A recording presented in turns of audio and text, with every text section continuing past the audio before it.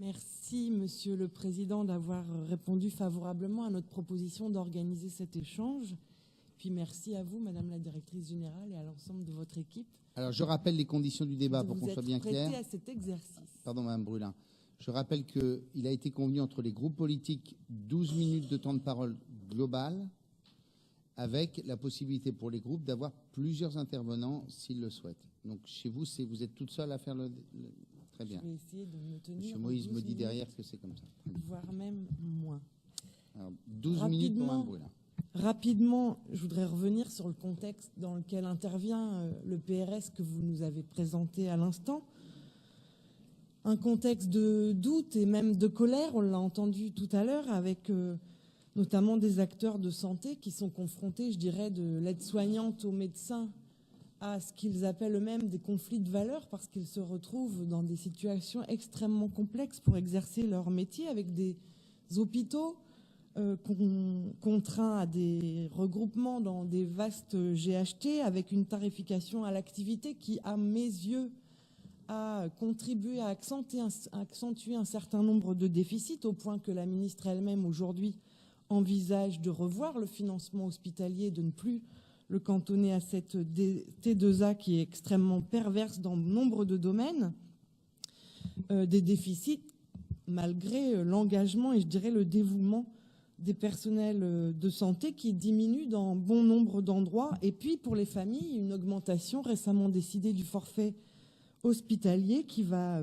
alourdir la charge pour un certain nombre de malades, de patients, ou sur la réduction recherchée, la réduction de durée moyenne de séjour dans les établissements.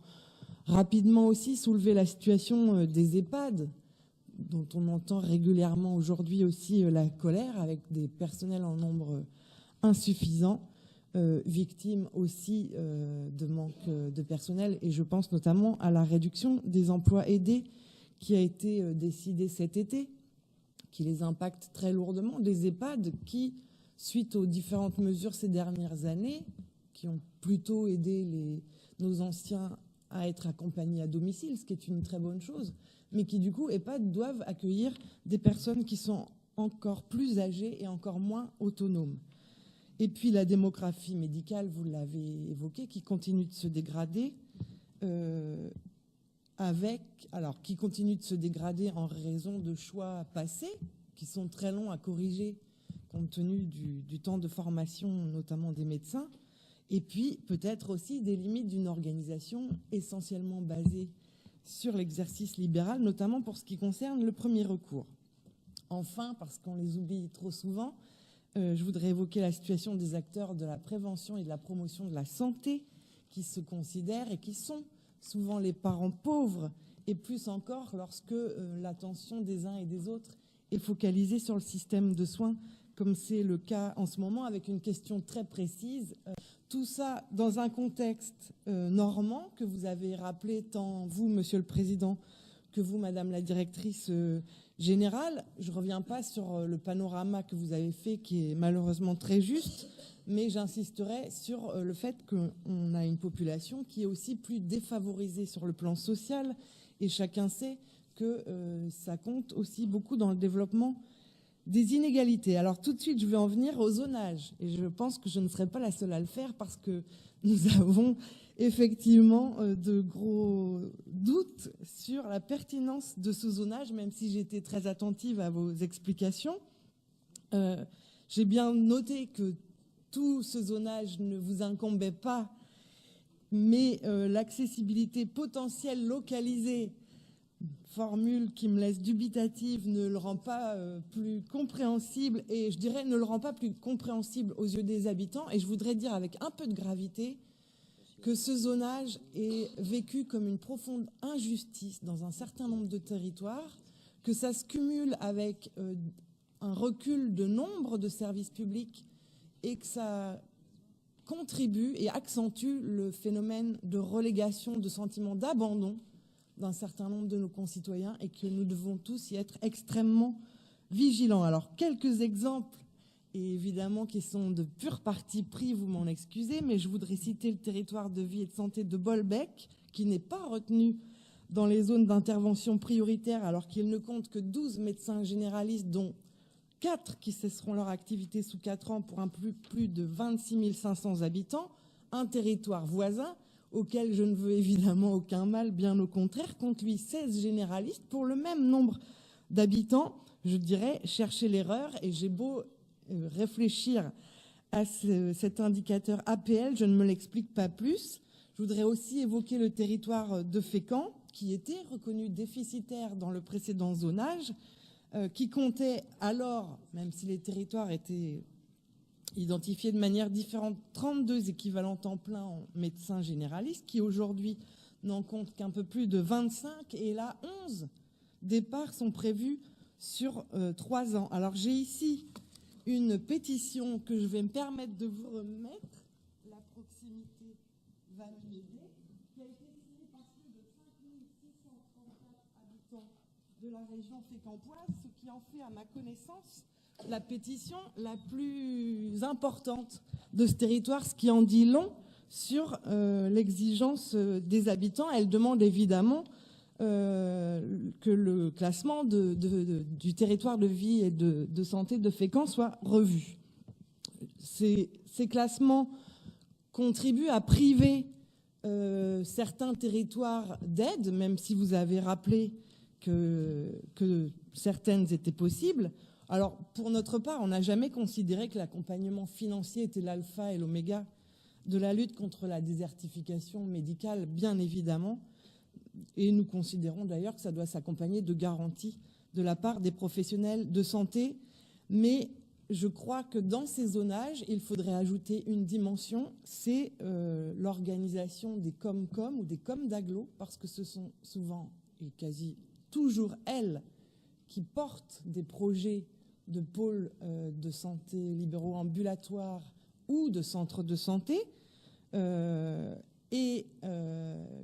ne peut pas, je pense, définir les territoires sans eux. En gros, on arrive à des situations aujourd'hui, je vais réutiliser la formule qui a été employée par un membre éminent du collectif Un médecin pour chacun à Fécamp, qui disait là, on n'en est plus ni au millefeuille territorial, ni même au charcutage, on en est au hachis parmentier, parce que des communes sont sorties, etc. Enfin, je ne dis pas que les COM-COM sont la structure absolue dans l'organisation du territoire, mais ce sont elles qui peuvent porter des projets, et donc il faut un minimum en tenir compte, parce que là on arrive à des situations où il faudrait que plusieurs communautés d'agglomération ou de communes nouent des partenariats entre elles pour porter un projet. C'est rajouter des difficultés aux difficultés, et je pense que ça doit être pris en compte. J'alerte aussi sur le fait que j'ai bien noté que ce zonage pourrait être revu tous les ans. Ça va d'ailleurs permettre qu'il soit corrigé très rapidement. Mais il faut aussi qu'on ait une visibilité, une lisibilité dans la durée pour construire des projets qualifiés comme zone d'intervention prioritaire et qui, pour l'instant, n'ont pas l'ombre d'un projet, qui n'ont même pas pris la compétence santé. Et donc, je pense que pour être connecté à ce qui va être possible de faire dans les prochaines années, il faudrait au minimum inclure ces critères-là. Je voudrais rapidement revenir sur le secteur de la psychiatrie, mais je ne vais pas développer très longuement puisque les acteurs les plus concernés sont intervenus à l'instant. Je pense qu'on a à faire face à une situation absolument dramatique et qu'il faut qu'on apporte de manière urgente des réponses dignes à la fois pour les patients et pour les personnels qui sont en très très grande souffrance. Aux exemples de Pierre Janet au Havre et au centre hospitalier du Rouvray qui viennent d'être évoqués, j'associe évidemment l'établissement public de santé mentale de Caen qui aussi connaît de nombreuses difficultés. Quelques inquiétudes aussi sur le devenir de plusieurs services d'urgence. Alors je n'ai plus en mémoire la dernière phrase de votre exposé qui met en relation la proximité et la sécurité, mais tout de même, je pense en premier lieu au SMUR secondaire de Granville, qui fait l'objet de mobilisation ces temps-ci.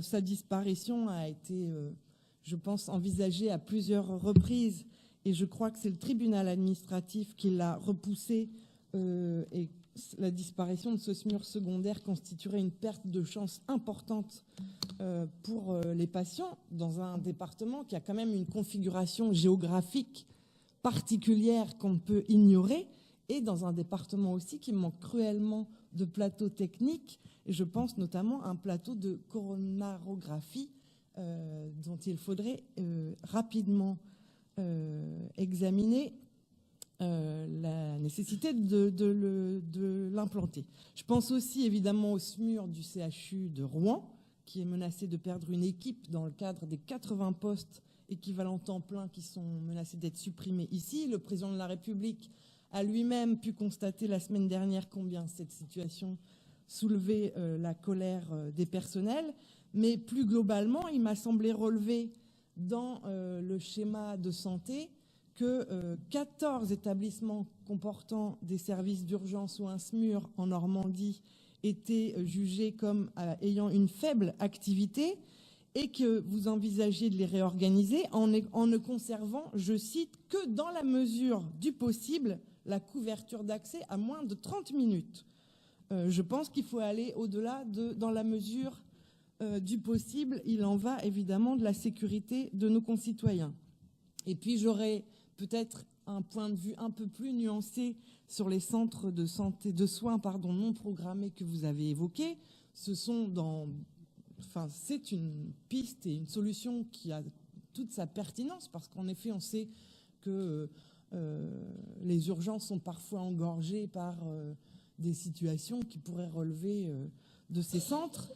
Mais n'en faisons pas là non plus l'alpha et l'oméga en considérant que tout ou quasi, que beaucoup de services d'urgence pourraient être remplacés par ces centres de soins non programmés, d'autant que celui de Valognes a vécu une sale expérience, je vais le dire comme ça, il y a quelque temps, puisqu'il a lui-même dû fermer pour pallier à l'engorgement des urgences de Cherbourg. Enfin, voilà. Je me permets de conclure, et sur un sujet que vous ne pouvez pas m'empêcher d'aborder, Monsieur le Président, puisqu'il s'agit de la maternité de Bernay, qui a été menacée de fermeture il y a quelques années, mais la mobilisation des personnels avait repoussé cette décision, et on dispose aujourd'hui d'un outil adapté qui couvre les besoins de l'ouest du département de l'Eure, où d'ailleurs le nombre de naissances est en progrès assez net, qui en justifie complètement l'existence.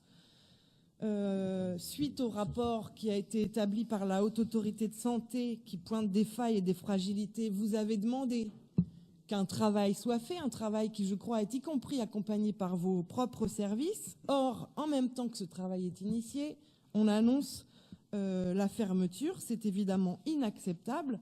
Je serais tentée de vous demander où pensez-vous que les femmes qui sont prises en charge aujourd'hui à Bernay vont accoucher, parce que pour connaître un petit peu, s'imagine bien, les kilomètres que ça représente, qui là non plus ne sont pas acceptés. Je termine, Monsieur le Président.